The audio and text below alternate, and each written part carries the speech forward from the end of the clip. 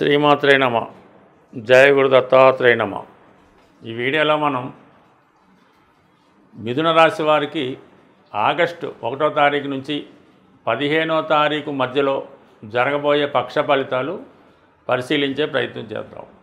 మరి మిథున రాశి వారికి ఈ వారంలో ప్రత్యేకంగా ఏర్పడినటువంటి గ్రహస్థితి కారణంగా ఇది ఎక్కువగా సినిమా రంగంలో ఉన్న వాళ్ళకి ఎక్కువ ఉపయోగపడే అవకాశం ఉంది. రాశియందు గురుగ్రహ సంచారం చాలా కాలంగా ఉన్నప్పటికీ కూడా జాతకుడు చేపట్టిన కార్యక్రమాలు చాలా వరకు మంచి మార్గంలో వెళ్తున్నప్పుడు కూడా కొద్దిగా ఆలస్యం కూడా అవ్వడం జరుగుతూ ఉంటుంది. అయితే ఇప్పుడు శుక్రగ్రహ ప్రవేశంతో మీరు అటు సినిమా టీవీ రంగంలో ఉన్న, అలాగే మీడియా రంగంలో కానీ, సాఫ్ట్వేర్ రంగంలో కానీ, కన్స్ట్రక్షన్, సివిల్ ఇంజనీరింగ్ మొదలగు వృత్తుల్లో ఉన్న వాళ్ళకి వాళ్ళలో ఉన్నటువంటి టాలెంట్కి తగిన గుర్తింపు అన్నది రావడం జరుగుతూ ఉంటుంది. అంటే పంచమ స్థానం ఎప్పుడు పంచమ స్థానాధిపతి మీలో ఉన్నటువంటి విద్వత్తు, టాలెంటు చెప్తూ ఉంటుంది. పంచమాధిపతి ఎంత బలంగా ఉంటే మీలో ఉన్నటువంటి కృషికి, మీ ప్రయత్నానికి తగిన ఫలితం రావడం జరుగుతుంది. అటువంటి పంచమాధిపతిగా ఉన్నటువంటి శుక్రుడు దశమాధిపతితో కలిసాడు. ఇప్పుడు అంటే రెండు కేంద్ర కోణాధిపతులు కలిసినప్పుడు సాధారణంగా ఒక రాజయోగం లాంటిది ఏర్పడడం జరుగుతూ ఉంటుంది. దాన్ని కూడా లక్ష్మీనారాయణ యోగంలాగా పనిచేస్తూ ఉంటుంది అన్నమాట. అంటే విష్ణుమూర్తి అలాగే లక్ష్మీ అమ్మవారు కలిసి ఒక భక్తుడి మీద ఎంత అనుగ్రహం చూపిస్తే ఎంత బాగుంటుందో అంత బలంగా ఈ రెండు గ్రహాలు మీ మిథున రాశి యందే సంచరించడం వల్ల చాలా వరకు మీకు ఈ రాబోయే 15 రోజుల్లో ఏదో ఒక గొప్ప విషయాన్ని మీరు సాధించడం జరుగుతూ ఉంటుంది. కొంతమందికి ప్రేమ విషయంలో సక్సెస్ కూడా రావచ్చు. అంటే సాధారణంగా ఈ మిథున రాశి వారికి ఎలా ఉంటుందంటే ఇంచుమించుగా వాళ్ళ జీవితం ప్రారంభమైన దగ్గర నుంచి ఈ ఎవరినో ఒకరిని చూసి ఇష్టపడడం, కొన్ని రోజులు అది జరగడం, తర్వాత మళ్ళీ అది క్యాన్సిల్ అవ్వడం కామన్గా జరుగుతూ ఉంటుంది.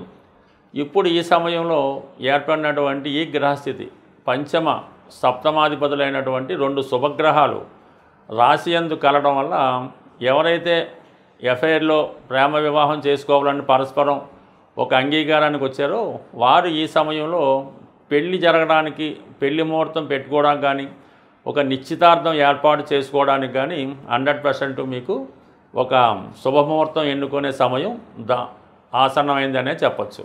అలాగే ఇది ఎక్కువగా స్త్రీలకి చాలా అనుకూలంగా ఉంటుంది. ఎవరైతే మిథున రాశి యందు ఉన్నారో, స్త్రీలు అయితే ఉన్నారో వాళ్ళకి కొత్త కొత్త అవకాశాలు రావడం జరుగుతూ ఉంటుంది. ముఖ్యంగా ఉద్యోగ ప్రయత్నాలు ఫలిస్తాయి, అలాగే విదేశ ప్రయత్నాలు ఫలిస్తాయి. అలాగే కొంతకాలంగా దూరంగా ఉన్నటువంటి మీ యొక్క భర్త లేదా భార్యతో తిరిగి కలుసుకోవడం కూడా ఈ సమయంలో జరిగే అవకాశం ఉంది. బట్ ఏదైనా ఒక రాశిలో శుభగ్రహ సంచారం చేసినప్పుడు, శుభగ్రహ సంచారం జరుగుతున్నప్పుడు ఆ రాశి వారికి అన్ని శుభ ఫలితాలు వస్తుంటాయి. అయితే రెండు శుభగ్రహాలు సంచరించడం వల్ల జాతకుడికి అనేక రెట్లు శుభ ఫలితాలు రావడం జరుగుతుంటుంది. అంటే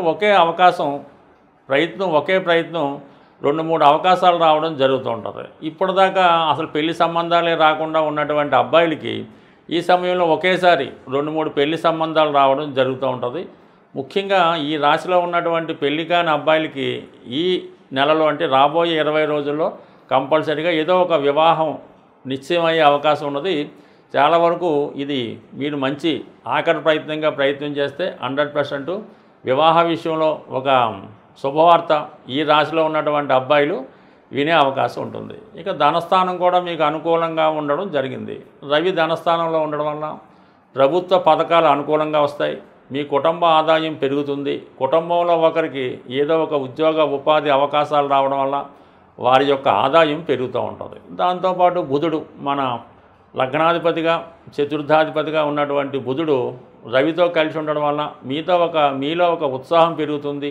ఏదైనా కార్యాన్ని సాధించాలనే సమర్థత పెరుగుతుంది. మీ ప్రయత్నానికి ఆ భగవంతుడి యొక్క అనుగ్రహం అంటే సూర్యనారాయణమూర్తి అనుగ్రహం తప్పగా రావడం జరుగుతుంటుంది. తద్వారా మీరు, మీ కుటుంబ సభ్యులు మీకు అన్ని విషయాల్లో కూడా సహకరించడం కూడా జరుగుతుంటుంది. ఇవన్నీ ఒక ఎత్తు అయితే దశమ స్థానంలో శని భగవానుడు ఇప్పుడు వక్రగమనం పొందడం వల్ల వృత్తిలో చాలా హార్డ్ వర్క్ చేయవలసి ఉంటుంది. అయినప్పుడు కూడా దాని యొక్క ఫలితం మీరు తప్పకుండా పొందుతారు. ఈ విషయంలో మీరు గతంలో ఏదైనా ఉద్యోగం కొరకు ప్రయత్నం చేసి అది ఆగిపోయి ఉంటే తిరిగి ఆ సమయంలో మళ్ళీ ప్రయత్నం చేయడం వల్ల గతంలో మీరు ప్రయత్నం చేయని ఉద్యోగం తిరిగి రావడం కానీ లేదా మీరు పోగొట్టుకున్న ఉద్యోగం తిరిగి రావడం కానీ జరిగే అవకాశం ఉన్నది.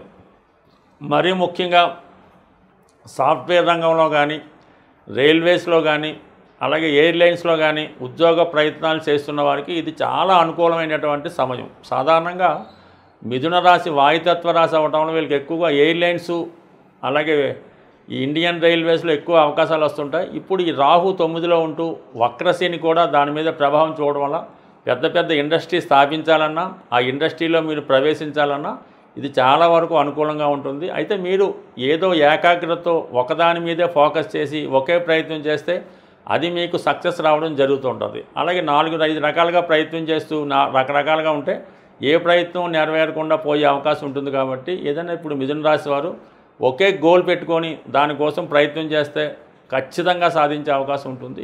సాధారణంగా మన జాతకరీత్యా శుభంగా ఉన్న నష్టంగా ఉన్న కొన్ని పరిహారాలు అన్నవి చేయడం జరుగుతూ ఉంటుంది.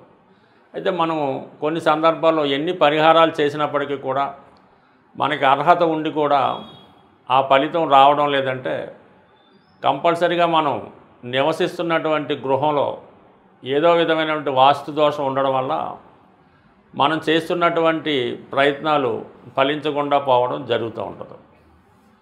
అందువలన కొంతమంది అపోహ ఏంటంటే మీకు ఏదో ఒక సొంత గృహం ఏదో ఊర్లోనో టౌన్లోనో ఉండడం జరుగుతూ ఉంటుంది. మీరు కారణాంతరాలు ఉద్యోగరీత్యా ఏ సిటీలోనో వేరొక ఇంట్లో అద్దెకు ఉండడం జరుగుతూ ఉంటుంది.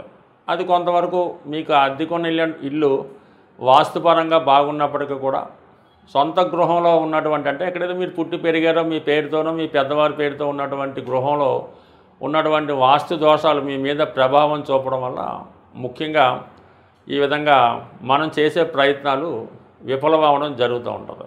ముఖ్యంగా మీరు నివసిస్తున్నటువంటి గృహంలో ఉత్తర భాగంలో దోషం ఉండడం వల్ల నిరుద్యోగ సమస్యలు ఎక్కువగా ఉంటాయి.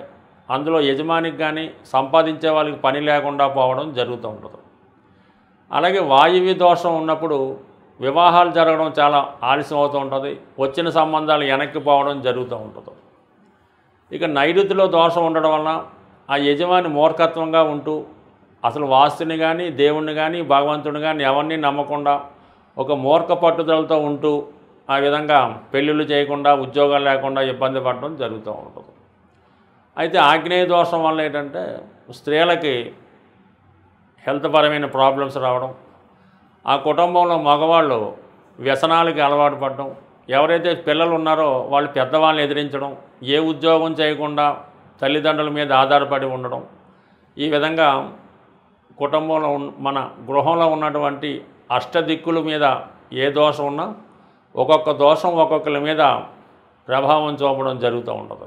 ఈశాన్య దోషం వల్ల పెద్ద సంతానం, ఆగ్నేయం వల్ల ద్వితీయ సంతానం, వాయువు వల్ల తృతీయ సంతానం, నైరుతి ఫాల్ట్ ఉంటే మొత్తం అందరి మీద ప్రభావం చూపడం జరుగుతుంటుంది. కాబట్టి అంటే మీకు ఎన్ని ఇళ్ళున్నా ఎక్కడున్నా ఆ ప్రభావం మీ మీద పడుతుంది. ముఖ్యంగా అమ్మాయిలకి స్త్రీలకి పెళ్ళైనా కూడా వారి పుట్టింటి వారి యొక్క వాస్తు దోషం మీ మీద ఉంటుంది. కాబట్టి ముందుగా అంటే మనం ఎన్ని ప్రయత్నాలు చేసినా ఫలితం రావట్లేదు, వివాహమై 7-8 సంవత్సరాలు అయింది, సంతానం కలగడం లేదు, ఇటువంటి దీర్ఘకాలిక సమస్యలు ఉన్నవాళ్ళు కంపల్సరిగా ఒకసారి మీ గృహాన్ని, మీ పెద్దల గృహాన్ని, మీ పుట్టింటి వారి గృహాన్ని చక్కగా పరిశీలించుకుంటే అంటే మీతో పాటు మిగతా వారిని కూడా బాగు చేయడం కానీ వారిని మంచి మార్గంలో పెట్టడం కానీ జరుగుతూ ఉంటుంది. అయితే ఏదైనా చిన్న చిన్న చిట్కాల వల్ల వాస్తు యంత్రం పెట్టినంత మాత్రాన మీ గృహంలో ఉన్నటువంటి వాస్తు దోషం అనేది ఎట్టి పరిస్థితులు కూడా తొలగదు. దాన్ని ఫిజికల్గా సరి చేసుకుంటేనే మనకి వాస్తు సరి అవుతుంది తప్ప అది ఏమాత్రం ఈ మధ్యకాలంలో వచ్చినటువంటి వాస్తు యంత్రాలు పెట్టినా చిన్న చిన్న జిమ్మికులు పెట్టినా కూడా సాల్వ్ అయ్యే అవకాశం లేదు. వీటన్నిటికన్నా ఎక్కువ వీధిపోటు ప్రభావం ఉంటుంది.